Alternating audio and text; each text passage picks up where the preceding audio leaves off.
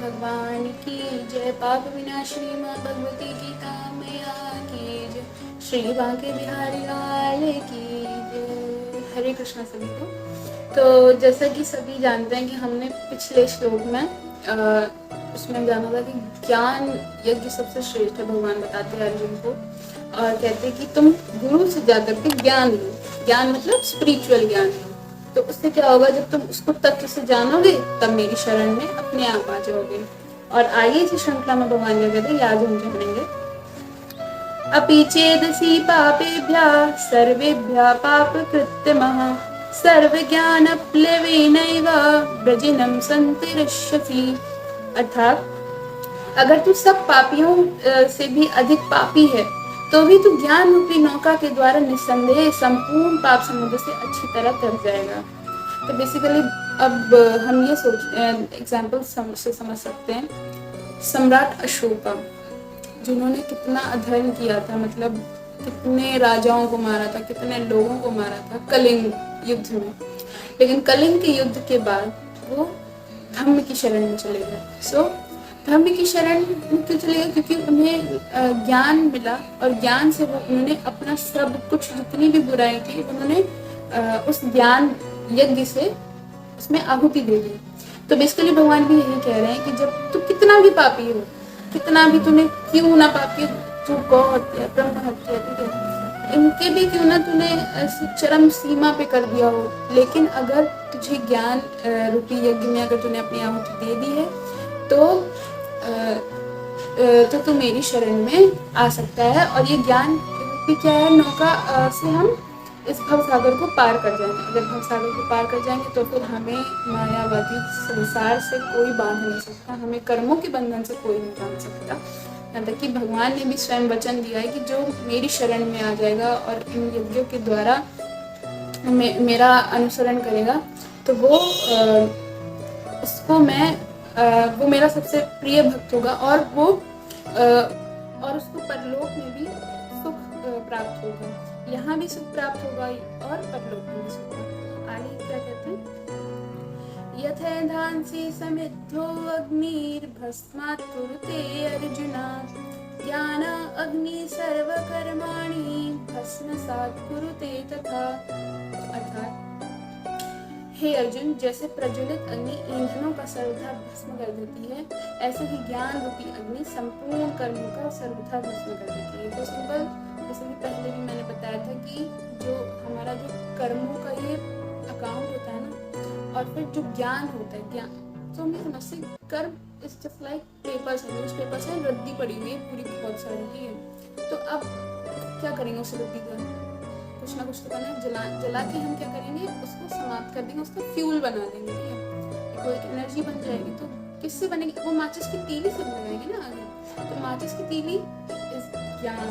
तो ज्ञान जब हमें मिल जाएगा तो हमारे जितने भी बुरे कर्म हैं, ठीक है, तो वो सारे जल जाएंगे और कर्म का जितना भी हमारा खाता है वो सब खत्म हो जाएगा। इसी जन्म में खत्म करना।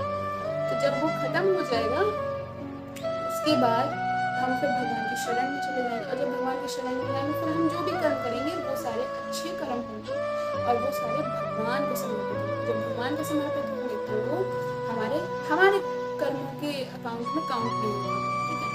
और आगे क्या कहते हैं, न हि ज्ञानेन सदृशं पवित्रम हि विद्यते तत्स्वं योगसिद्ध संसिद्धा कालेनात्मनि विदन्ति। अर्थात इस मनुष्य लोक में ज्ञान के समान पवित्र करने वाला निस्संदेह दूसरा कोई साधन नहीं है। तो भगवान ने यही बताया कि देखो, जब तक ज्ञान की प्राप्ति नहीं होगी ना, तब तक तुम कभी खुश नहीं रह सकते हो। फिर चाहे कुछ भी कर लो तुम। मटेरियलिस्टिक नॉलेज तो तुम्हें बहुत होगी। अब जैसे बड़े बड़े साइंटिस्ट होते हैं, उन्हें कितनी नॉलेज, PhD करे हुए बैठे हुए हैं, लेकिन स्टिल वो आज भी भगवान के अस्तित्व को खोज रहे हैं, लेकिन नहीं मिल रहा है। क्यों? क्योंकि वो स्पिरिचुअल नॉलेज से दूरी बना के रखें। तो स्पिरिचुअल नॉलेज हमारा वो सारा ज्ञान वेस्ट है, टोटली वेस्ट है, क्योंकि स्पिरिचुअल नॉलेज से सुप्रीम कुछ भी नहीं है। गीता में बताया। तो आगे क्या कहते हैं, जिसका योग भली भांति सिद्ध हो गया है वह कर्म योगी उस तत्व ज्ञान को अवश्य स्वयं अपने आप में पा लेता है। अब जिसने तो मतलब सब कुछ न्यौछावर कर दिया है मुझ पे, तो वो क्या है, तत्व ज्ञान को भी मुझे मेरे से समझ लेता है, जो मुझे तत्व से जान लेता है, और जो तत्व ज्ञान को भी समझ ज्ञान को तत्व से समझ लेता है, तो उसका क्या है, वह अपने आप ही भवसागर से पार कर जाता है। आगे इसी में कहते हैं भगवान, श्रद्धा लभते ज्ञानम तत्परा संयतेन्द्रियः ज्ञानं लब्ध्वा परम शांतिं चिरणे अधिगच्छति। अर्थात जो जितेंद्रिय तथा साधन परायण है, ऐसा श्रद्धावान मनुष्य ज्ञान को प्राप्त होता है।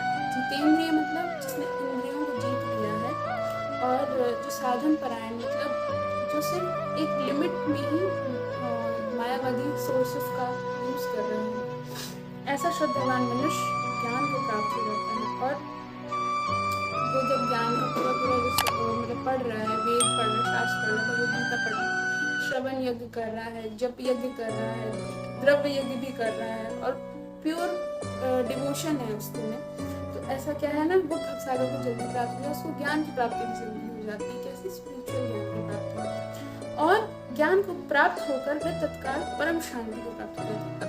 हम देखते हैं ना बहुत सारे, जैसे हम एग्जाम्पल ले लेते हैं, इस्कॉन के फाउंडर श्री प्रभुपाद जी, ठीक है, तो वो भी पहले ही हमारी तरह एक नॉर्मल इंसान थे, जीवन जी रहे थे, लेकिन फिर एज के बाद जब उन्होंने जाना कि नहीं, हमें मतलब भगवान की भक्ति भी करना श्रेष्ठ है, तो उन्होंने ज्ञान यज्ञ से फिर अपने आप को इतना समर्पित कर दिया भगवान को कि आज पूरी दुनिया उन्हें पूछती है। क्यों? क्योंकि उनमें ज्ञान को प्राप्त करने की ललक थी, प्योर डिवोशन था। जो डिवोशन जब प्योर होता है ना, तो फिर हम जैसे अज्ञानियों के लिए वो भगवान ही बन जाते हैं, ठीक है। तो जब वो उस चीज़ को प्राप्त कर लिया उन्होंने, तब क्या हुआ कि अब वो फिर सबको ज्ञान दे रहे हैं, सबको समझा रहे हैं। जितने भी लोग बुरे कर्मों में लीन थे, लोग मनुष्य, उन सबको उन्होंने उस कुएं से उस अंधकार से बाहर निकाला, खींच के बाहर निकाला।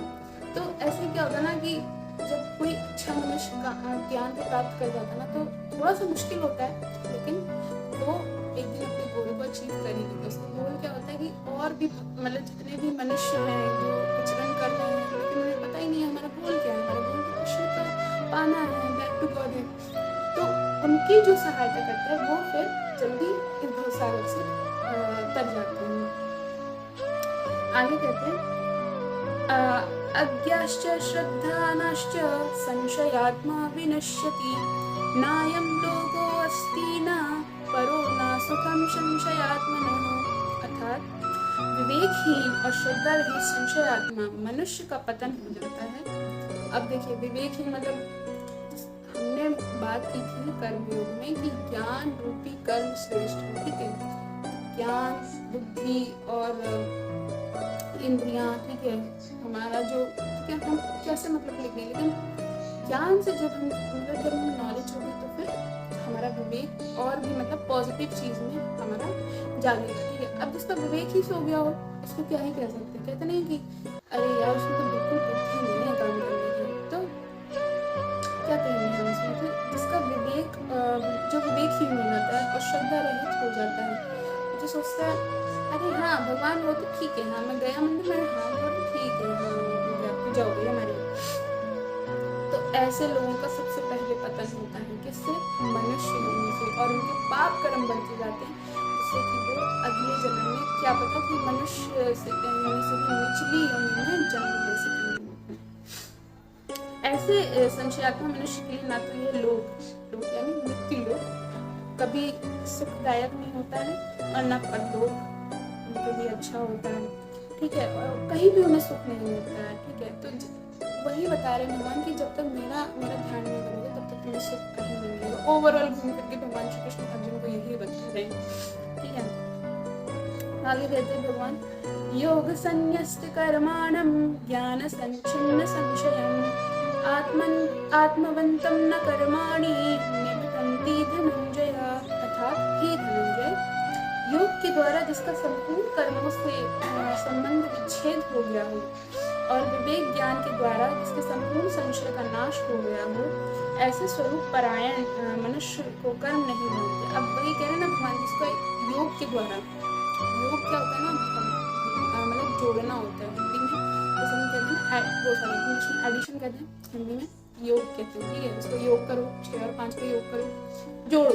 ठीक है, तो भगवान कह रहे हैं जो योग मेरा और मेरे भक्त का जो योग हो जाता है तो वो संपूर्ण कर्मों से छूट जाता है वो, और विवेक ज्ञान के द्वारा इसके संपूर्ण संशयों का नाश हो जाता है। अब क्या होता है ना कि भगवान ने हमें इतनी बुद्धि दी है, तो हम मतलब वो ऐसे क्वेश्चंस करें हम, जब हम गुरु के पास जाएं कि वाकई हमारे क्वेश्चन जेन्युइनली हो। अब कोई होता है ना बहुत मतलब ऐसी बेतुके क्वेश्चन करता है, तो उन पर भी लोग हंसते कि ऐसा भी कहीं होता है। जब पढ़ो पहले स्क्रिप्चर्स पढ़ो, अपने धर्म ग्रंथ के बारे में पढ़ो, लेकिन वो नहीं पढ़ेंगे, सवाल करेंगे, तो उल्टा असर पड़ता है।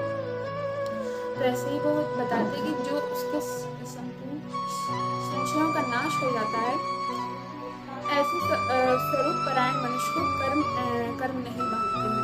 तो उनको जो है वो कर्म के बंधनों से नहीं बनता है। आगे कहते हैं, लास्ट श्लोक है 42nd श्लोक। तस्माद् ज्ञान संभूतं हृत्सतं ज्ञान सनात्मना चित्वैनं संशयं योगम उत्तिष्ठ भारत। अर्थात इसलिए हे भरतवंशी अर्जुन, भरतवंशी क्योंकि वो भरत के वंशज हैं अर्जुन, हृदय में स्थित इस अज्ञान से उत्पन्न अपने संशय का ज्ञान रूप तलवार से छेदन कर। अब ज्ञान को भगवान ने शस्त्र से कंपेयर किया, क्योंकि शस्त्र इस रिस्पेक्ट शास्त्र, ठीक है, शास्त्र पढ़ोगे अभी तो शस्त्र उठा पढ़ोगे। तो वही कह रहे हैं कि उसने अपने संशय का मतलब उसको काट डालो, संशय को काट डालो, जिससे कि तुम्हारे अंदर जितने भी प्रश्न उठ रहे हैं वो सब खत्म हो जाएंगे, मोह खत्म हो जाएगा, तुम युद्ध करो, युद्ध के लिए खड़े हो जाओ। और इसी प्रकार से यहाँ पे 4था श्लोक हमारा ज्ञान कर्म संन्यास से खत्म हुआ। ओम श्री तत्सदिति श्रीमद्भगवत गीतासु उपनिषत्सु ब्रह्म विद्यायां योग शास्त्रे श्री कृष्णार्जुन संवादे ज्ञान कर्म संन्यास योगो नाम 4थो अध्यायः। श्री हरि ओम तत्सत्, श्री हरि ओम तत्सत्, श्री हरि ओम तत्सत्।